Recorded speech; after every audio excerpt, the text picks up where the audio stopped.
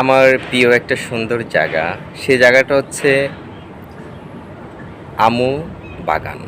প্রায় এখানে আমি আসি, যখন আমার মন খারাপ থাকে চলে আসি।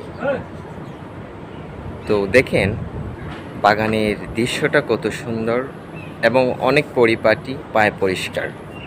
আমার কাছে খুবই ভালো লাগে, আমি প্রায় এখানে আসি।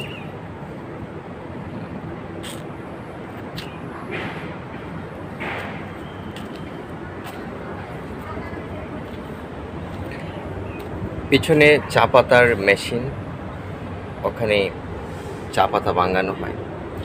বাগানের পরিবেশটা খুবই সুন্দর, আমার কাছে খুবই ভালো লাগে।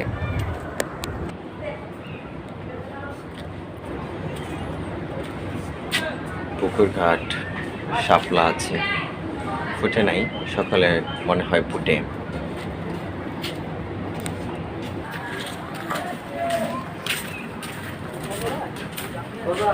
বাগানটা অনেক পরিপাটি থাকে, পায়ে পরিষ্কার থাকে, এই জন্য আমার অনেক ভালো লাগে। আর সিলেট কত সুন্দর জায়গা, দেখার মতো জায়গা, দর্শনীয় প্লেস আছে অনেক, যে আপনার গেলে মন ভালো হবে, ভালো লাগবে।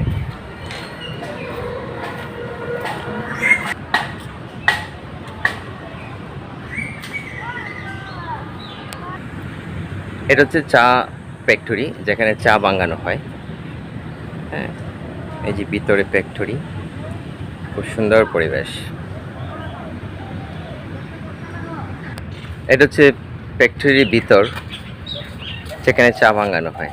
দেখেন, মনে হচ্ছে আমি সিঙ্গাপুর আছি, না ইন্ডিয়ার কোনো একটা ভালো জায়গাতে আছি। বাংলাদেশে এত সুন্দর জায়গা আছে, আপনি কল্পনা করতে পারবেন না। আপনি যদি সিলেটে না আসেন, না দেখেন, আপনি কখনো কল্পনা করতে পারবেন না যে সিলেট এত সুন্দর জায়গা। আমি আমার সিলেটকে ভালোবাসি, আমি আমার সিলেটকে ছেড়ে কখনো কোথাও যেতে আমি রাজি না। দেখছেন কত সুন্দর পরিবেশ। সেটা হচ্ছে আমু বাগান, সিলেট সোনারঘাটের পাশে। সোনারঘাট আমরুট থেকে আসতে হয়। এটা হচ্ছে একটা মন্দির আমার পিছনে। তারপর আপনি দেখেন চা বাগান, এই যে পিছনে চা বাগান দেখা যাচ্ছে, বিশাল এক গাছ আছে, আমরা সেখানে যাব এখন। আমার পিছনে গরু আসতেছে, এক ভাই দাদা গরু নিয়ে যাচ্ছেন, সম্ভবত গরুকে ঘাস খাওয়াবেন। বিশাল এক গাছ, আমি সে গাছ আপনাকে দেখাচ্ছি। এই দেখেন, এটা হচ্ছে গাছের ঘোড়া, অনেক বড় এক গাছ। পুরোটা আমার ক্যামেরাতে আসতেছে না। আমার পিছনে বসা আছে দুইজন দাদা বাগানের, তারা এখানে রেস্ট নিচ্ছে।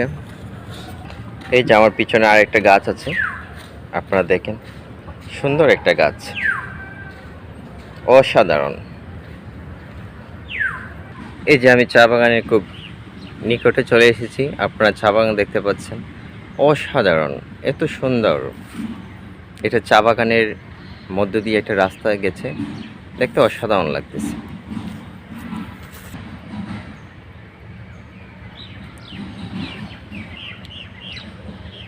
কেউ যদি দেখতে চান আসতে পারবেন ইনশাল্লাহ, অনেক সুন্দর প্লেস। এটা হচ্ছে চা বাগানের মধ্যে বাঁশ বাগান, এই যে বাঁশ বাগান দেখা যাচ্ছে।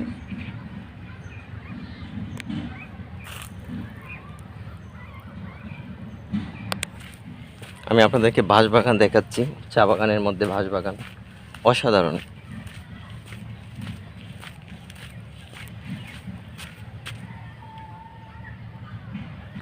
চা বাগানের মধ্যে একটা ভাড়ি, খুব সুন্দর, অপূর্ব, আমি আপনাদের দেখাচ্ছি।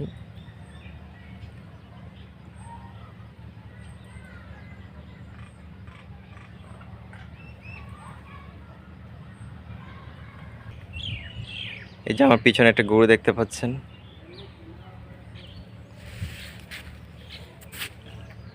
আমার পিছনে একজন দাদা বসে আছে, রেস্ট নিচ্ছে।